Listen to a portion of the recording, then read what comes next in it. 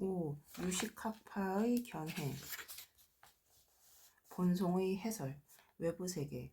지금부터는 특별히 유식학파와 관련된 논쟁이 시작됩니다.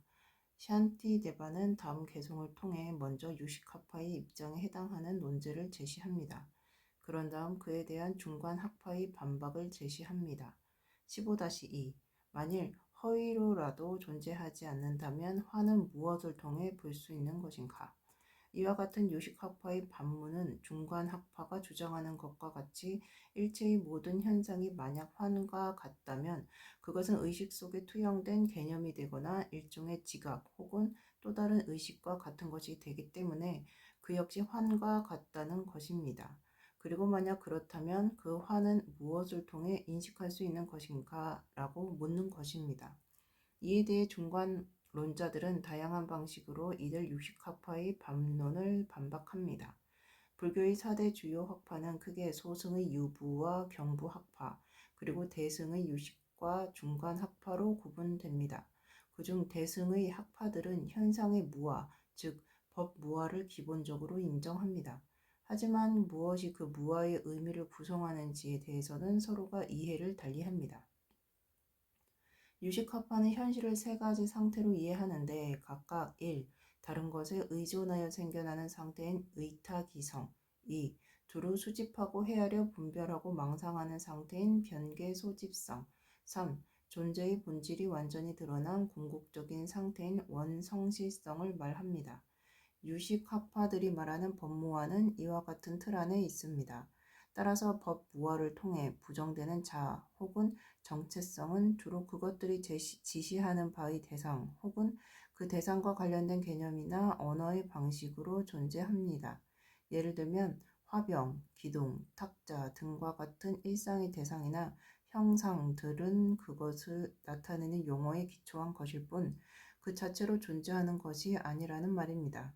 이와 같은 관점에서 보면 외적인 모든 현상은 결국 마음의 투영이며 마음의 확장입니다. 즉, 마음이 지시하는 바의 대상이 된 것이나 혹은 그 대상으로 개념화되거나 언어화되는 것입니다. 그런 의미에서 유식학파는 외부의 현실 세계를 부정합니다. 화병이나 탁자와 같은 일상의 대상들을 주의 깊게 분석해 보면 실제로는 마음이 확장된 것에 불과하지만 마치 외부의 독립적인 상태로 실제하는 것인 양 우리에게 나타난다는 것입니다. 그러한 대상들은 오직 마음의 투영일 뿐 객관적이고 독립적인 실체가 없다는 말입니다. 이와 같은 방식을 통해 외부 세계의 무아를 한번 깨우치고 나면 외부의 현상 세계를 고정된 실체로서 파악하던 습기가 확실히 줄어듭니다. 따라서 유식학파가 주장하는 핵심 요지는 외부의 현상 세계는 그저 환일 뿐이며 우리가 가진 외부 대상에 대한 인식은 마음속 깊이 잠재한 습기로 인해 마음에 의해 투영된 투사물이라는 것입니다.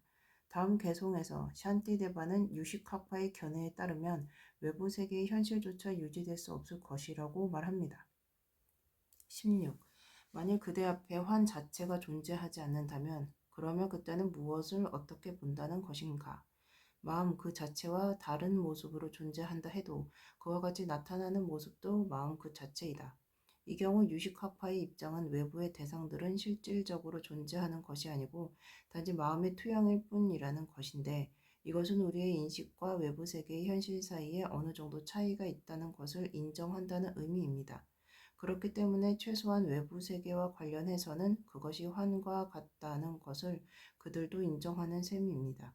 이는 외부의 대상이 진실한 본래의 자성을 가진 실질적인 존재가 아니라는 것을 인정하는 것과 같기 때문에 결국 그들은 그들이 주장하는 환과 같은 현실 자체도 부정하는 셈입니다. 자체, 인식의 마음. 이에 대해 유식학파는 비록 외부의 대상이 독립적이고 객관적인 실체로서 존재하는 것은 아니라고 해도 그것이 곧 마음의 투영이나 마음의 표상으로도 존재하지 않는다는 것을 의미하는 것은 아니다 라고 반박할 수도 있습니다. 독립적으로 존재하지는 않지만 심리적인 현상으로도 존재할 수 있다는 것입니다. 유식학파 입장에서 보면 그럴듯한 반론입니다. 하지만 이에 대해 중관론자들은 다음과 같이 반박합니다. 17. 만일 마음 그 자체가 환과 같다면 그 경우 무엇이 무엇을 보는 것인가? 세간의 보호자 부처님께서도 역시 마음은 마음을 볼 수 없다 하셨다. 유식학파는 환과 같은 외부의 대상은 단지 마음이 확장된 것일 뿐이기 때문에 외부의 대상도 실제로는 마음의 일부일 뿐이라고 주장합니다. 하지만 그렇게 되면 외부의 대상을 인식하는 마음도 마음 자체에 의해 인식되는 마음이 되는 것입니다. 그것은 결국 마음이 하나밖에 없다는 말인데 어떻게 하나인 상태에서 주체와 객체가 동시에 공존할 수 있겠습니까? 그래서 샨티데바는 칼끝은 제어물이 날카로워도 자기 자신을 뵐 수는 없다고 하신 부처님의 말씀을 다음 개송에 인용합니다. 18. 칼날이 스스로 자신을 뵐 수 없는 것과 같이 그렇게 뵐 수 없는 것이 마음이라고 하셨다. 그렇지만 등불이 스스로 자기 자신을 실제로 그처럼 빛나게 할 수 있는 것과 같다 한다면 마찬가지로 의식은 결코 자기 자신을 인식할 수 없습니다. 다시 말해 자체를 인식하는 의식, 즉 자체 인식의 마음이라는 개념은 결코 성립될 수 없는 것입니다. 이에 대해 유식학파는 자체를 인식하는 마음을 인식하는 것은 가능하다고 주장합니다. 이를 위해 그들은 등불의 비유를 듭니다. 등불의 본성은 스스로 빛나는 것이기 때문에 다른 대상들을 비출 수 있는 것이며 그와 같이 의식 또한 자체를 인식하기 때문에 다른 대상들을 인식한다는 것입니다. 중간론자들은 이러한 설명을 인정하지 않고 다음과 같이 반박합니다. 19-1. 등불이 스스로 빛나는 것이 아니라 어둠이 덮이지 않아서 그런 것이다. 이에 대해 유식학파는 또 다른 비유를 들어 다음과 같이 반론합니다. 19-2. 한데 청금석의 파란색 같은 파랑은 다른 것들에 의존하는 것이 아니다. 20-1. 따라서 무언가는 다른 것들에 의존하기도 하지만 의존하지 않는 경우도 볼 수 있다. 이와 같이 유식학파는 두 가지 다른 유형의 청색을 구별할 수 있다고 주장합니다. 예를 들면 투명한 유리를 파란색 천 위에 두면 그 유리는 파란색처럼 보입니다. 그런데 이 경우 파란색은 유리 밑에 있는 파란색의 천과 같은 다른 요소들에서 비롯된 것입니다. 반면에 청금석의 파란색과 같은 파랑은 다른 요소에 기인한 것이 아니라는 것입니다. 따라서 청금석의 파랑 자체가 파란색을 나타낸다는 것입니다. 이와 같은 예를 통해 유식학파는 외부의 대상을 취하는 감각적인 인식과 외부의 대상을 취하지 않고 자체의 인식을 인식하는 두 가지 유형의 주된 인식이 있다고 주장합니다. 자체를 인식하는 것과 다른 대상을 인식하는 것을 구분하는 것입니다. 이 같은 유식학파의 입장을 샨티데바는 다음과 같이 반박합니다. 20-2. 파랑의 성품이 없는데도 파란색이 되거나 스스로 자기 특성으로 생겨나는 것은 없다. 다른 요소에 의존하지 않은 파랑의 특성은 없다는 것입니다. 모든 사건과 사물들은 그들을 존속시키는 다른 원인과 조건들에 의존하는 것이기 때문에 사물의 한 특성인 파랑이라는 속성 역시 그처럼 원인과 조건들에 의존해야 한다는 말입니다. 마찬가지로 유리의 파랑이 다른 요소에 의존하는 것처럼 청금속의 파랑도 다른 조건에 의존한다는 것입니다. 샨티데바는 계속해서 다음과 같이 말합니다. 21. 등불이 스스로 자체를 빛나게 한다는 것이 자기 자체를 인식하여 안다는 말과 같다면 의식이 스스로 빛나는 것이라고 하는 것은 무엇으로 인식하여 그와 같이 말하는 건가? 22. 만일 어떤 것으로도 볼 수 없다면 빛을 내거나 빛을 내지 못하는 것은 성녀, 딸의 미모를 논하는 것과 같이 그것은 말할 가치도 없는 것이 된다. 만약 유식학파가 등불은 스스로를 빛나게 할 수 없다는 사실을 인정하지 않는다면 그것은 역으로 어둠이 스스로를 감추게 한다는 말과 같은 것이 됩니다. 반면에 등불이 스스로를 빛나게 한다는 관점을 버려도 등불은 여전히 빛을 내고 빛을 비춥니다. 빛을 내는 원인과 조건이 결합되어 있기 때문입니다. 등불이 스스로 자체를 빛나게 하는 것은 아니지만 빛을 내는 원인과 조건을 통해 여전히 빛을 비추고 있는 것입니다. 마찬가지로 인식이 스스로를 인식하지 못한다고 해도 인식은 여전히 그 속성상 본능적으로 인식을 하는 것입니다.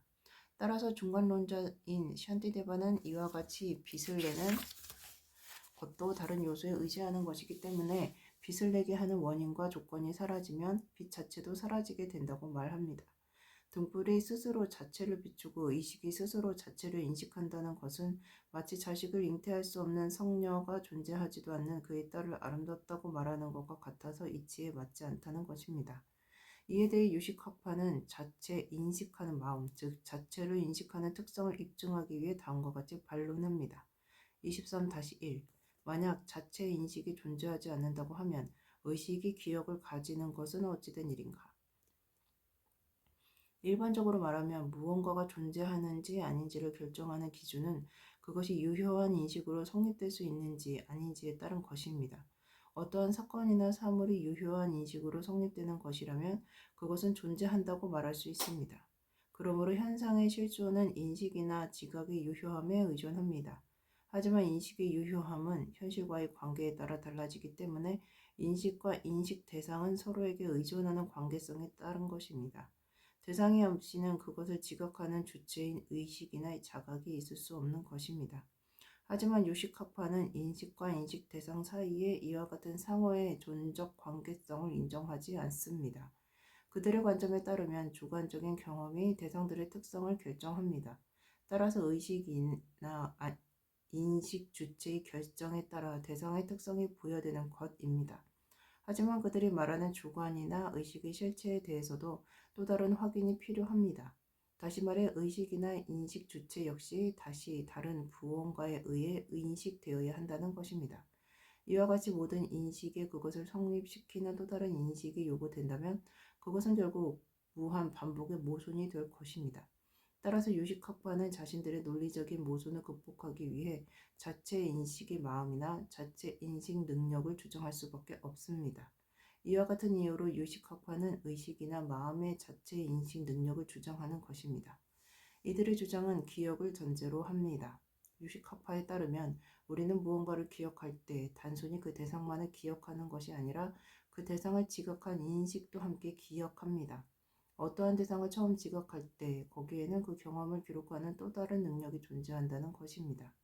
특정한 사물이나 사건에 대한 예비적인 인식이 없이는 그 기억을 일반적인 언어로 표현할 수 없는 것처럼 특정한 경험에 대한 예비적인 인식이 없이는 그 경험에 대한 기억도 말로 할 수 없고 표현할 수 없다는 것입니다. 그래서 이들은 대상을 처음 인식함과 동시에 자체 지각 능력 혹은 자체 인식의 마음이 반드시 수반된다고 주장합니다.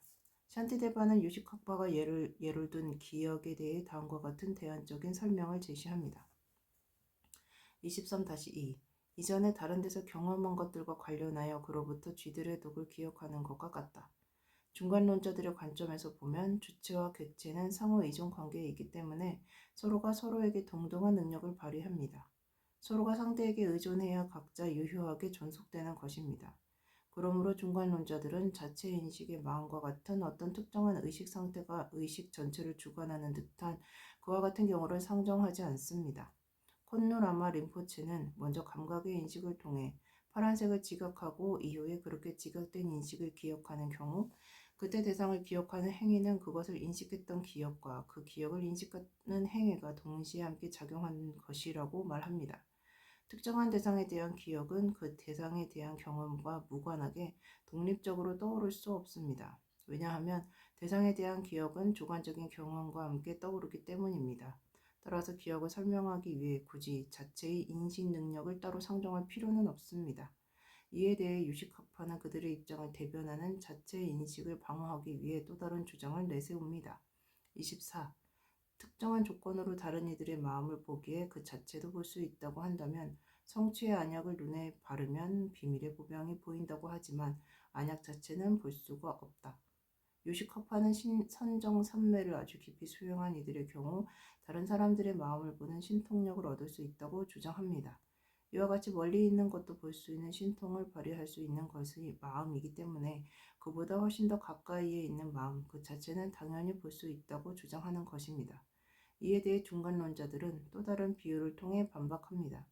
예를 들면 어떤 이들은 성취의 안약과 같은 신통한 재료들을 사용해서 땅속에 매장된 비밀의 보병 같은 물건을 볼 수 있다고 말하는데 하지만 그렇다고 해도 그것을 보는 눈 그 자체나 그것을 보이게 하는 안약 그 자체는 인식할 수 없습니다.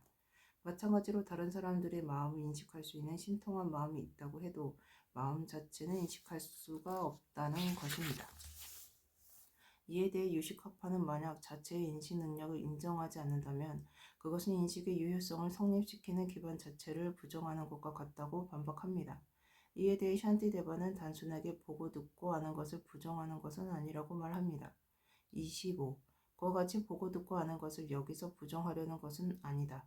그 부정은 고의 원인이 된 것을 진실로 여기는 전도된 생각이다. 다시 말해 우리가 일반적으로 보고 듣고 아는 것을 부정하는 것이 아니라 그렇게 인식된 것들이 신류라고 믿는 것을 부정하는 것입니다. 그와 같이 전도된 생각이 바로 고의 근본 원인이기 때문입니다. 자체, 인식의 이해, 나타나는 현상이 본질적으로 실제한다고 믿는 근본적인 무지가 어떻게 속박의 기반이 되는지를 이해하려면 먼저 번뇌에 수반되는 심상이나 표상이 작용하는 과정을 구체적으로 이해하는 것이 중요합니다. 예를 들면 탐진, 치와 같은 부정적인 감정들을 경험하는 동안 그러한 감정의 대상들이 어떠한 방식으로 자신에게 나타나는지, 즉 자신이 그것들을 어떻게 인식하는지 점검하고 분석해야 합니다. 일반적으로 우리는 현실 세계와 어우러지는 상호작용으로 인해 사물들이 외부의 객관적이고 독립적인 상태로 존재한다고 인식합니다. 이것은 이원론적 인식을 통해 세상과 관계를 맺고 있는 우리의 습관 때문입니다. 우리는 자신에게 나타나는 표상들을 객관적이고 본질적인 실체를 가진 것인 양 파악하고 인식하는 경향이 있습니다. 이러한 경향은 번뇌와 망상 같은 강력한 감정들이 일어날 때 특히 더합니다.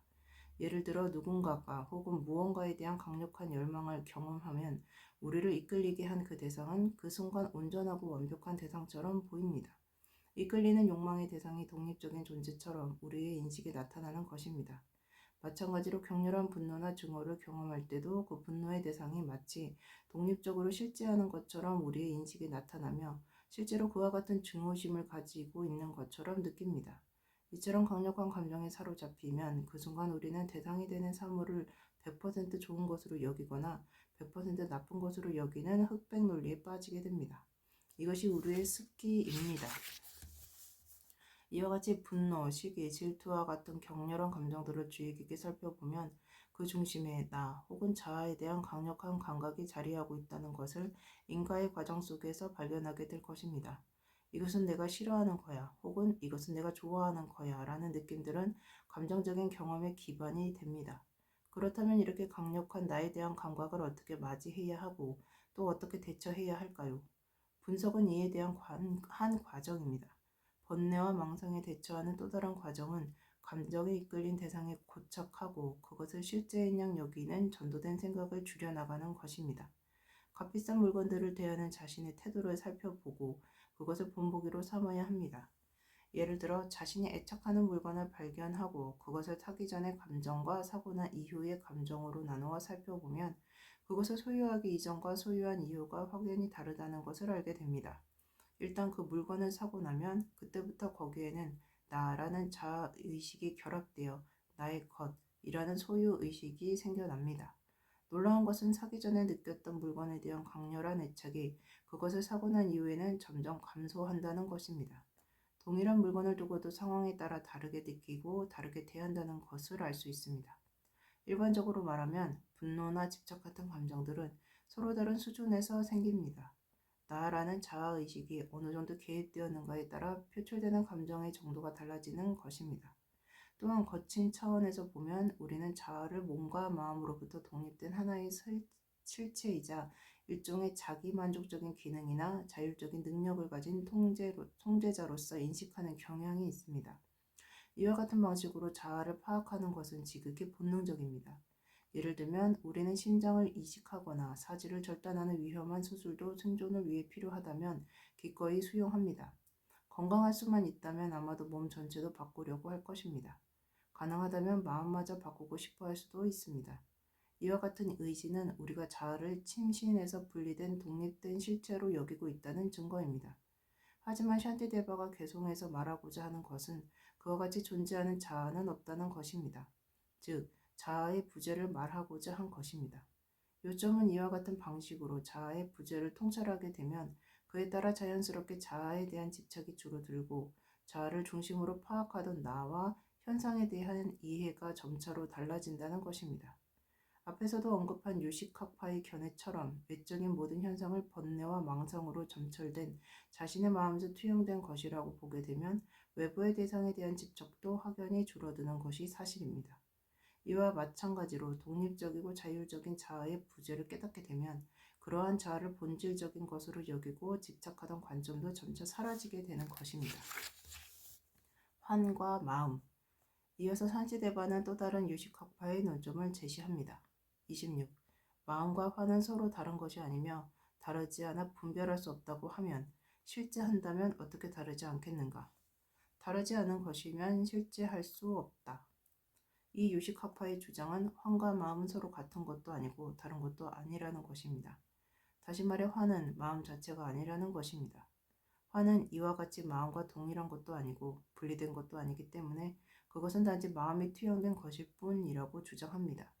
이에 대해 샨티데바는 환이 만약 외부에 실제한다면 그것은 실상이 되는 것인데 어떻게 그것을 단지 마음의 투영일 뿐이라고 말할 수 있으며 반대로 외부에 실제하지 않는다면 환은 단지 마음의 허상에 불과한 것인데 어떻게 탁자나 화병 같은 일상의 대상들이 실제로 존재한다고 말할 수 있다는 것인가 라고 반박합니다.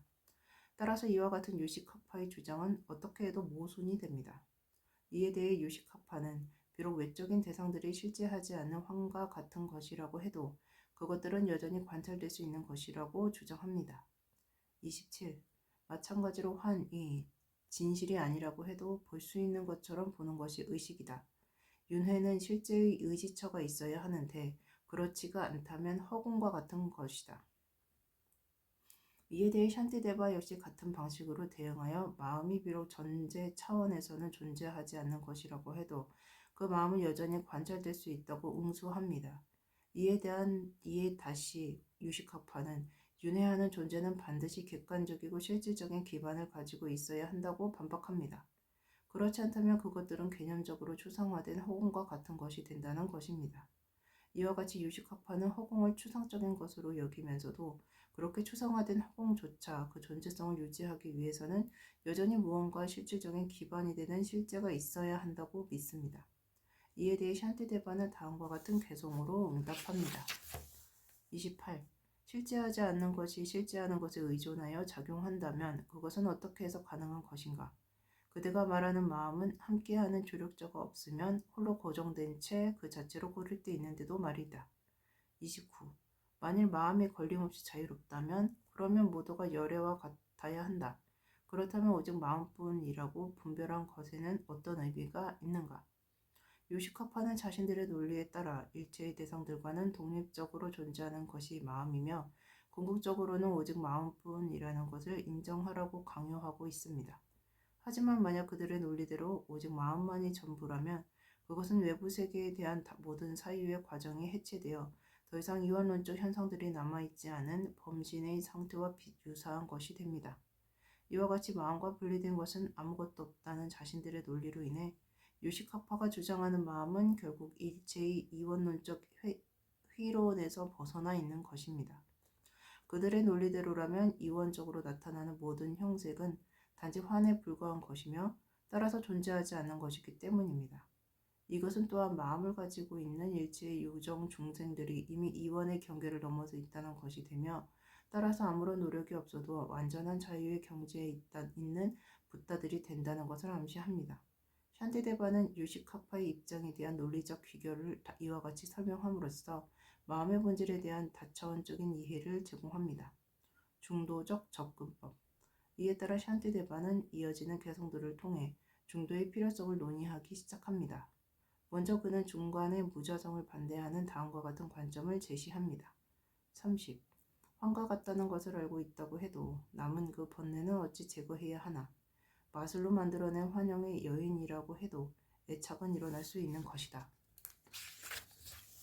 이에 대해 샨티데바는 다음과 같이 응답합니다. 31. 그것을 만든 자가 인식 대상에 대한 번뇌의 습기를 제거하지 못한 것이다. 그처럼 대상을 애착으로 보게 되면 공성습기는 약해지게 되는 것이다. 샨티데바는 심지어 자신이 창조한 여인이 환술로 만들어낸 환영의 연인임을 잘 알고 있는 환술자조차도 때로는 거기에 이끌리는 느낌을 가질 수 있다는 사실에 동의합니다. 그는 이것이 환술사의 습관적인 사유방식과 애착에 빠지는 습기 때문이라고 말합니다. 마찬가지로 현상의 본질이 환과 같고 공한 것임을 이해하고 있다고 해도 사건과 사물들을 본질적인 것으로 파악하려는 습관적인 경향에서 쉽게 벗어날 수는 없습니다. 그것은 여러 생에 걸쳐 형성된 습기이기 때문입니다. 여기에 사용한 습기 혹은 씨앗이라는 말은 보통 두 가지 유형으로 분류됩니다. 첫 번째 유형은 잠재적인 성향이나 흔적으로 남았다가 나중에 더욱 또렷한 형태의 의식으로 나타나는 것을 말합니다. 두 번째 유형은 잠재적인 형태로 남아있는 성향은 그렇게 많지 않지만 반복적인 습관에 의해 인식이나 태도가 변한다는 것을 말합니다. 이에 대해 샨티데바는 공성에 대한 통찰을 끊임없이 계속하고 거기에 익숙해짐으로써 본능에 잠재된 습기를 전체로 제멸할 수 있다고 말합니다. 이것은 일체의 전도된 견해를 부정하는 공성에 대한 깊은 통찰을 일단 얻게 되면 현상을 이원론적으로 파악하던 습기는 저절로 소멸된다는 말입니다. 나아가 이렇게 심오한 통찰을 지속적으로 개발하고 거기에 익숙해지면 현상을 본질적인 것으로 파악하던 습기도 점차로 벗어날 수 있게 된다는 말입니다. 본질은 일체의 실유론적 관점을 부정하는 공성의 수행을 통해 실증적으로 깨달아야 한다는 것입니다. 우리에게 필요한 것은 결국 공성에 대한 바른 깨달음입니다. 유식학파와 같이 불완전한 이해에 머물게 되면 결국은 다시 제자리가 되기 때문입니다. 그들의 이해는 외부의 세계를 부정하고 있지만 여전히 그들이 말하는 마음 혹은 의식은 절대적인 무언가로 남아 있습니다. 공성에 대한 이해가 완전하지 못했기 때문에 여전히 무언가를 강하게 붙들고 있는 것입니다. 유식학파의 입장에 비하면 자립론증, 중간학파는 본질적인 성품을 가진 마음도 본질적인 성품을 가진 외부의 대상도 없다고 주장합니다. 그보다 한 걸음 더 들어갑니다. 하지만 자립론증파 역시 마음과 그 대상에 좀 더 미세한 무언가가 자리 잡고 있다고 믿기 때문에 이들이 이해하는 공성도 여전히 불완전합니다. 이에 반해 귀류 중간학파가 이해하는 공성은 일체의 신료론적 관점을 모두 부정하는 것이기 때문에 완전하고 최종적입니다. 절대적인 것으로 파악하려는 모든 습기를 무너뜨리는 것입니다. 이것이 우리가 개발해야 할 공성에 대한 진정한 이해입니다. 다음 개송에서 샨티데바는 이것을 다시 한번 상기시킵니다. 32. 공성의 습기를 익숙하게 함으로써 사물들에 대한 집착을 버려야 하며 실질적인 것은 아무것도 없다는 것에 익숙해지고 나면 그 자체도 버려야 한다. 이 개송에서 강조하고 있는 것은 공성 자체를 또 다른 무언가로 규정하는 위험을 경계하는 것입니다. 잘못하면 일체의 사건과 사물들이 자성이 없는 공한 것이라고 말하면서 동시에 공성 자체를 절대화할 수 있기 때문입니다. 샨티데바가 말하고자 하는 것은 공성에 대한 견해가 완전해지면 결국은 공성 그 자체도 공하다는 것을 알게 되며 따라서 그것을 절대적인 것으로 상정하는 습기마저 제거된다는 것입니다. 이 부분에 대한 캠뽀끼뺄과 미냐 낀상의 해석이 조금 다르기는 하지만 궁극적으로 공성 자체를 또 다른 절대로 파악하는 오류를 범하지 않으려면 결국은 공성에 대한 완전한 깨달음이 필요하다는 것에는 이견이 없습니다. 샨티데바는 다음의 두 개송을 통해 공성을 명상하고 수행함으로써 무분별의 경지에 도달할 수 있다는 것을 보여줍니다. 33. 만약에 아무것도 없다고 하게 된다면 분석 대상의 사물은 볼 수 없을 것이다. 실체가 없다는 건 의지처가 없는 것인데 마음 앞에 어떻게 머물 수 있겠는가? 34. 실제와 그 이면의 비실제가 의식 앞에 더는 머무르지 않을 때 그때는 다른 모습들도 사라지므로 대상이 사라진 절대 정멸에 이른다. 샨티데바는 중간론자로서 속죄 차원에서 이루어지는 인과의 법칙이나 해탈의 가능성 등과 같은 세속적인 모든 것의 유효함을 인정합니다. 속죄 차원에서 보면 사건과 사물이 실제로 존재한다고 믿는 신료론자들도 해탈의 가능성과 해탈을 이루기 위한 깨달음의 길을 제시합니다. 마찬가지로 진재 차원에서 보면 일체의 사물은 실질적인 것이 될 수는 없지만 그래도 여전히 완전한 깨달음의 구경보리를 이룰 수 있는 가능성을 제시할 수 있습니다. 다음의 개송을 통해 샨티데바는 이 부분을 지적합니다. 35. 소원 성취의 여의주나 여의수가 일체의 모든 소원을 충족시키듯 그처럼 제자가 염원하는 기도의 힘으로 숭리불에 몸을 놔두신다. 36. 예를 들면 베다의 성직자인 상고는 가로다의 허공재단의 보호기둥을 완전한 후 죽었는데 그가 죽고 시간이 지나도 여전히 기도 염력이 그 기둥에 남아 독 등을 치료하는 것과 같다. 37. 보리도의 수행을 통해 끝내 그와 같은 승리불의 보호의 기둥이 완성되었지만 보살은 그와 같이 열반에 들고 나서도 목적을 이루기 위해 수행을 계속한다. 이에 대해 논쟁의 대상자에게 다음과 같은 의문을 제기합니다. 38-1. 마음이 없는 부처님께 공양을 올린다고 어떤 과보를 받을 수 있느냐고 한다면 샨티데바는 이에 대해 다음과 같이 답합니다. 38-2. 왜냐하면 유여열반이나 무유여열반에서도 똑같이 그런 것이라고 설했기 때문이다. 39. 세속과 진여 둘 모두 성립한다는 것과 그에 대한 과보는 경전에 근거한 것이다. 예를 들면 진실은 부처님께 공양 올려서 과보를 받는 것과 똑같이 그러한 것이다. 지혜의 명상. 이제 이상의 내용을 간략하게 명상해 보겠습니다. 먼저 누군가를 향한 분노나 애착으로 인해 격렬한 감정이 일어나는 것을 실제로 경험하고 있는 것처럼 상상하시기 바랍니다. 그런 다음 그에 대한 자신의 반응을 살펴봅니다. 여러 가지 가능성을 열어두고 경우에 따라 어떻게 반응하는지 살펴야 합니다. 자신의 분노와 애착의 대상이 되는 그것과 어떠한 연관이 있는지를 분석합니다. 그리고 정상적인 마음의 상태에 있는 경우와 어떻게 다른지를 살펴봅니다.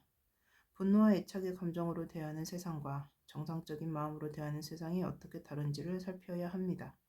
이를 통해 우리는 자신의 마음 상태에 따라 세상을 대하는 태도가 달라지고 그로 인해 세상과 인연을 맺어가는 방식이 달라진다는 것을 알 수 있습니다. 번뇌와 망상이 어떻게 일어나고 어디로 향하는지를 자각하는 것입니다. 자기 방식으로 세상을 규정하고 자기 방식으로 세상을 대하는 근저에는 번뇌와 망상이 있다는 것을 알게 될 것입니다. 건강하고 행복한 삶의 장애가 되는 뿌리를 보게 되는 것입니다. 이 뿌리를 뽑아야 번뇌와 망상에서 벗어날 수 있고 건강하고 행복한 삶을 꿈꿀 수 있습니다. 나아가 세상을 대하는 방식을 바꿀 수 있습니다. 속박을 벗어나 해탈을 꿈꿀 수 있게 되는 것입니다.